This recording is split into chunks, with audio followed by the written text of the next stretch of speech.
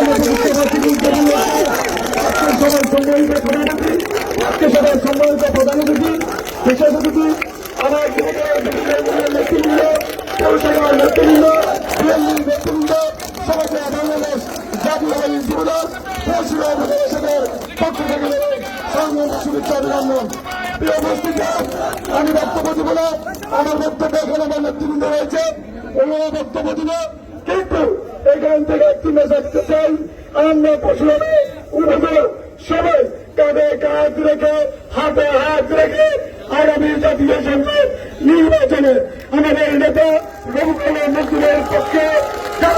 শ্রমিকের পক্ষে সবাইকে ঐক্যবদ্ধভাবে কাজ করে আহ্বান জানিয়ে আমি আমার বক্তব্য শেষ করছি। বাংলাদেশ জিন্দাবাদ, বাংলাদেশ জাতীয়বাদী যুবদল জিন্দাবাদ, শেখ জিয়া দেশের যুবদল সবাইকে